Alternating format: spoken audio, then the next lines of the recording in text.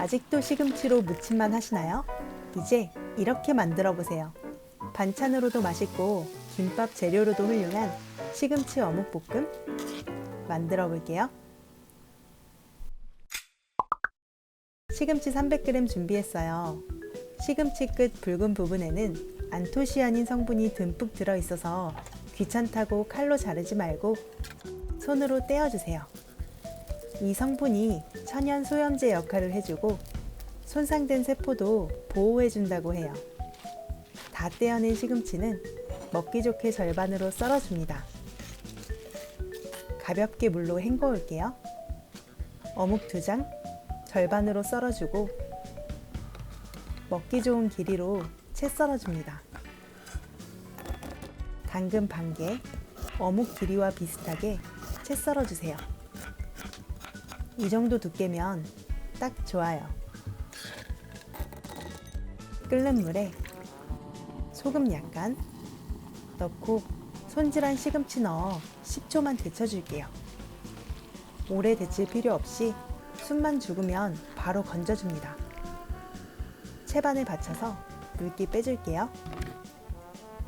깔끔한 맛을 위해 어묵도 살짝만 데쳐줄게요. 물기를 탈탈 털어 잠시 대기합니다. 웍에 식용유 2큰술, 다진 마늘 1큰술 넣고 중약불로 볶다가 마늘 향이 올라오면 채 썬 당근 넣고 볶아주세요.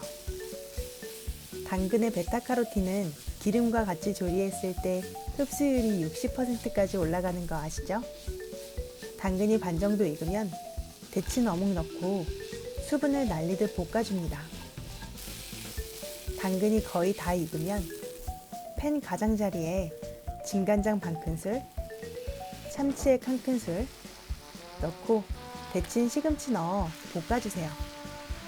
물엿이나 설탕은 굳이 넣을 필요 없어요. 이제 불을 끄고 참기름 1큰술, 통깨 솔솔 뿌려주면 무침보다 더 맛있는 시금치 어묵볶음 완성이에요. 한번 먹어볼까요? 와, 부드러운 시금치와 쫀득한 어묵이 너무 잘 어울리네요. 시금치와 당근을 씹을수록 자연스러운 단맛이 올라와서 정말 맛있습니다. 마른 김에 밥 깔고 씻은 묵은지, 시금치 어묵볶음 올려주면 초간단 셀프 김밥 완성이에요. 새콤한 묵은지 맛이 더해지니 너무 맛있어서 웃음이 다 나네요. 이렇게 만들어주면 편식하는 아이들도 맛있게 잘 먹습니다. 레시피 도움이 되셨다면 구독, 좋아요 부탁드리고요. 다음에 더 맛있는 요리로 만나요. 안녕.